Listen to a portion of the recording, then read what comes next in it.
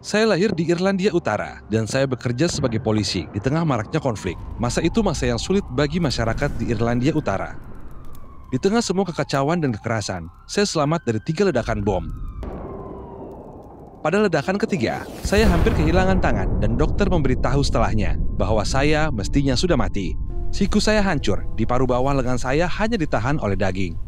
Dokter bedah menganjurkan lengan saya diamputasi, tapi saya percaya Tuhan dapat memulihkannya. Saya dikirim ke 3 rumah sakit sampai akhirnya dokter bedah mau mencoba. Tapi ia mengatakan bahwa tangan saya tak akan berfungsi sama sekali. Hari ini, melawan segala kemustahilan, tangan saya berfungsi penuh. Lalu, karena alasan medis, saya dikeluarkan dari kepolisian. Saya yakin bahwa saya telah melewati yang terburuk. Tapi, 5 tahun kemudian, saat pulang dari pesta ulang tahun bersama istri dan 2 putri saya, kami mengalami kecelakaan mobil tragis dengan kendaraan lain. Istri dan putri bungsu saya tewas, dan putri sulung saya lumpuh di satu sisi bagian tubuhnya. Setelah siuman dari 10 hari koma, saya diberitahu bahwa saya setidaknya sudah 5 kali meninggal di perjalanan menuju rumah sakit. Tengkorak saya rusak, kantong mata, hidung, rahang, bahu, dan iga saya retak, dan paru-paru saya tertusuk. Ketika koma, dokter bedah memberitahu keluarga saya bahwa saya takkan selamat. Saya mengalami perjumpaan. Saya tahu ini tidak wajar bagi banyak orang.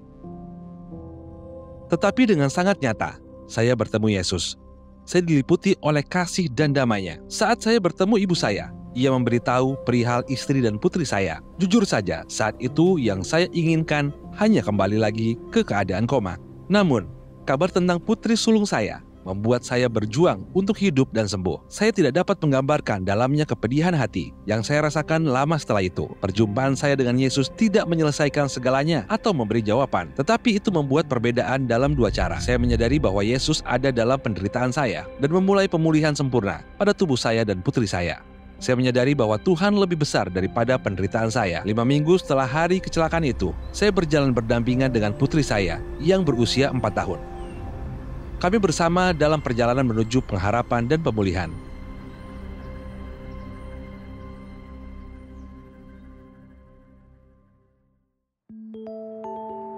Saya tidak tahu cerita saudara, atau pengalaman dan penderitaan saudara mungkin mirip dengan teman saya David. Dari pengalaman saya, orang dengan maksud terbaik dapat mengucapkan perkataan terburuk. Misalnya saudara baru mengalami perpisahan berat dan seseorang berkata, "Tidak apa-apa, kamu akan melupakannya. Dunia tidak seluas daun kelor."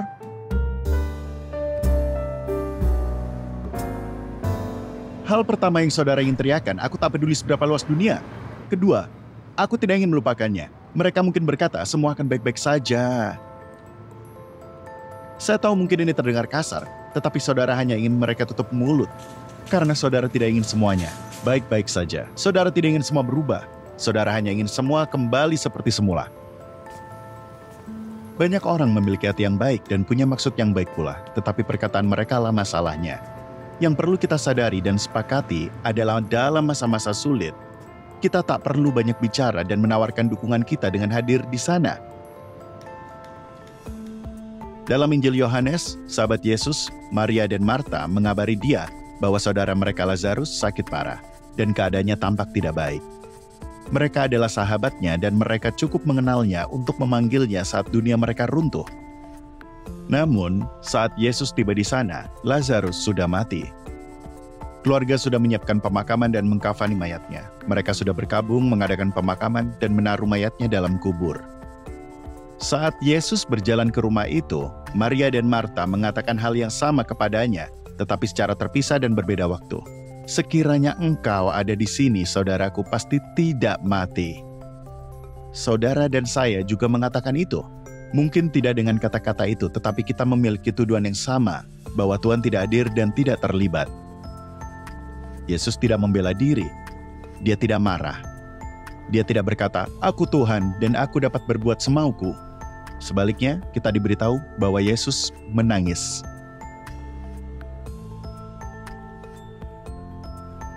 Jika saudara pernah mendengar atau tahu cerita Lazarus, saudara tahu bahwa Yesus akhirnya membangkitkannya dari kematian. Mujizat akan terjadi dan situasi mereka akan berubah. Namun demikian, di tengah duka, rasa sakit, kemarahan, dan air mata mereka, Yesus menangis bersama mereka dan ikut merasakan kepedihan mereka. Inilah yang akhirnya saya sadari tentang cara Tuhan merespon penderitaan. Dan ini yang dialami teman saya David.